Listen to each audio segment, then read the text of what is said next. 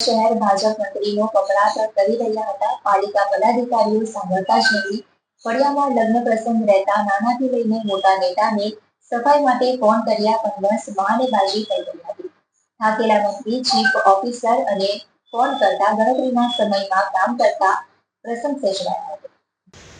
તાજેતરમાં ભાજપ સંગઠન મંત્રીના સંબંધીને ત્યાં શુભ પ્રસંગ હોય જેને લઈને ફળિયામાં તેના માટે સફાઈ કામ પાલિકા સંબંધિત વિભાગના સભ્યોને તેમજ એક ચેરમેનને ફોન કર્યો.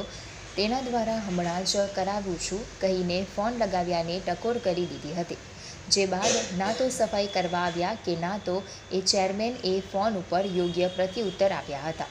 અંતે પોતાના ઇજ્જત અને પાર્ટીની લાજ રાખવા માટે પાલિકા ચીફ ઓફિસરને ફોન કરતા ગણતરીના સમયમાં કામ કરાવી આપ્યું હતું.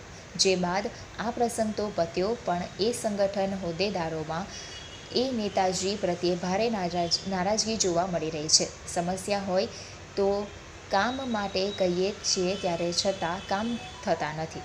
તો પછી સંગઠનના હોદ્દેદારો તરીકે શું કરવાનું? જો પાર્ટીના હોદ્દેદારો કે કાર્યકરોનું જ પાલિકાના પદાધિકારીઓ સાંભળતા ન હોય તો પછી આમ જનતાનું શું?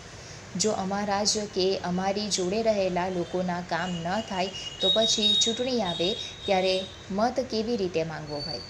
શું કરવું? સત્તાના મદમાં છકી ગયેલા આ નેતાના કારણે પાર્ટીની ઇમેજ તો બગડી રહી છે, પણ ચૂંટણીના સમયે મતદારો પાસે જવું પણ મુશ્કેલ બનાવી રહ્યા છે. જો અમારે કામ કરવા હોય તો આ પાલિકાના નેતાજીઓની હાજી હજૂરી કરવી પડી રહી છે, જે યોગ્ય નથી. સંગઠનનું જ જો કોઈ સાંભળતા ન હોય તો અમારે આવા પદ નથી જોઈતા. સંગઠનની પાર્ટી મિટિંગમાં આ મુદ્દે મારે પેડ છોડવામાં રાજીનામું આપવા પડે તે સ્થિતિનું નિર્માણ થયું છે.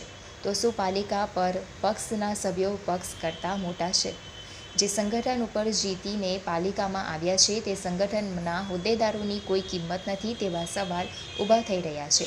ત્યારે હાલ તો પાલિકાના આ ચેરમેન અને સંગઠન મંત્રી કોણ તેવી ચર્ચા ટોક ઓફ ધી ટાઉન બની.